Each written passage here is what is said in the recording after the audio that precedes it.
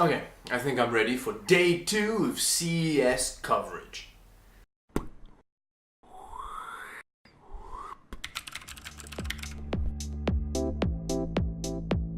Okay, and I think a good place to start is with just like pure gaming peripheral goodness.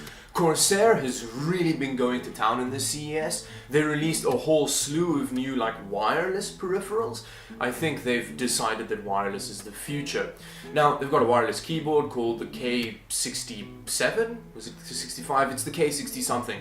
And it can also be plugged in. They've also got a wireless mouse that they've released that they said is really good. It's as good as a wired mouse, just without the wire. And then they've also released a wireless charging mouse pad. So it's a mouse pad that you plug into, I guess, your PC, and then it charges your wireless mouse while you use it. Now, in theory, that's a really good idea, but it's still got a wire connecting the mouse pad to your PC, so there's still a wire involved. So it's not really wireless. Anyway, they've also announced, or actually, I think they've finally released their new series of all-in-one liquid coolers. Now, I've reported on the rumor around them before, but it's a 360mm rad one, and then there's a 240mm radiator one as well. And then they also announced a power supply, an AX1600i. It sounds like hyperbole, but it's not. It's a 1600 watt power supply that's apparently very good. And yes, they also kind of sneak peeked a new case, which is all tempered glassy. And then they also, like everything is these days, to be honest, and then they also released a new kind of Spectre case, which I think has tempered glass. I think that's the difference.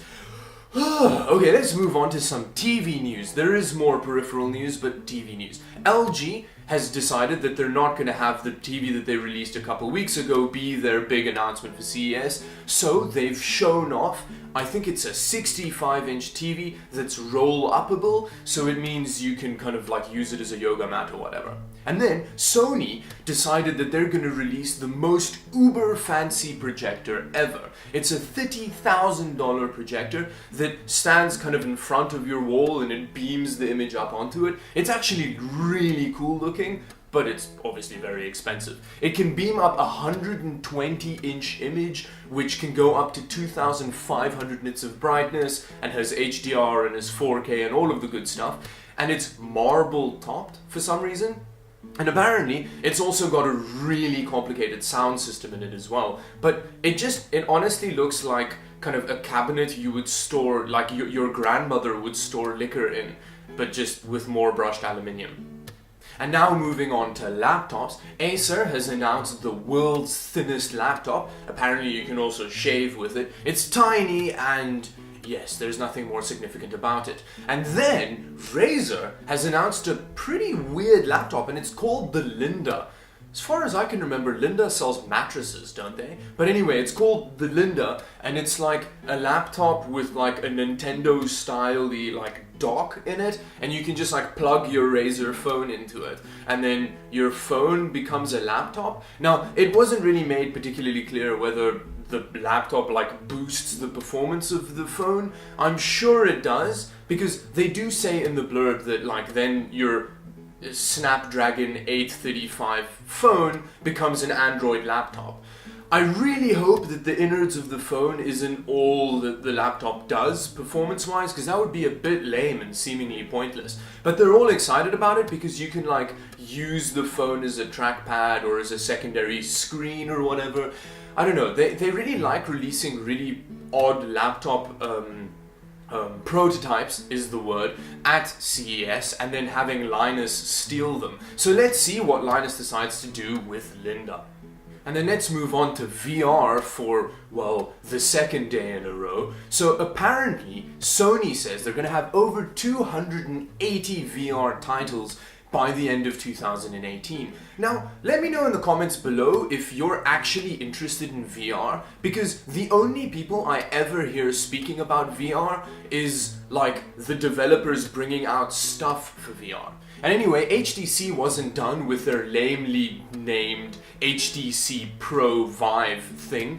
They've actually also announced a wireless adapter for the Vive, which I think is quite cool. I think that's way more exciting than the higher res Vive, because essentially it means that huge like avatar-esque ponytail connection with your computer isn't necessary anymore, and it's all very low latency and stuff apparently.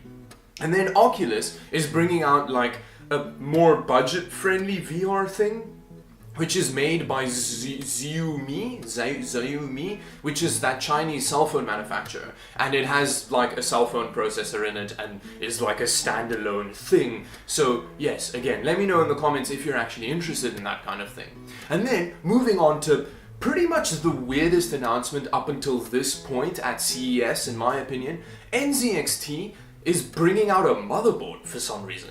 Super weird. It's a Z370 motherboard that's clad in very NZXT looking armor. It's actually, honestly, it's actually a beautiful looking motherboard, and you can get it in all kinds of different color combinations to match your case in the way that you do with NZXT products. It actually, yeah, I'm surprised at how good it looks, to be honest. Now, these next two stories don't really connect, but they're both interesting. Qualcomm is bringing out a new Bluetooth control chip thing, which apparently has a huge increase in battery life for Bluetooth devices. So if you're an Apple EarPods guy, you can now Apple EarPod for longer at a time and don't have to worry about the battery. Apparently, they don't really say anything about it affecting its performance or anything. And then, Lenovo has released a smart display, they call it. It's like this small thing about that size that has a screen in it, and you put it down in your house and you speak at it, and then it plays your iTunes at you, or you know, you can have a conversation with Google Assistant if you want to. Now, Lenovo, they kind of, I don't know, it seems as though they think they're being really innovative with this thing, but it's just a tablet. It's like, oh, it's like a smart display that you have, but it's a tablet, Lenovo. If that's all they're announcing is a tablet that they've just given a weird name. I think I've pretty much covered everything for day 2 of CES. If you liked the video, do like and subscribe. And if you think that some of your friends need more kind of CES information in their life, but they're too lazy to read through all the articles themselves, do share this video with them, because, you know, the more you know, I guess. Anyway, thank you very much for watching, and see you tomorrow for day 3.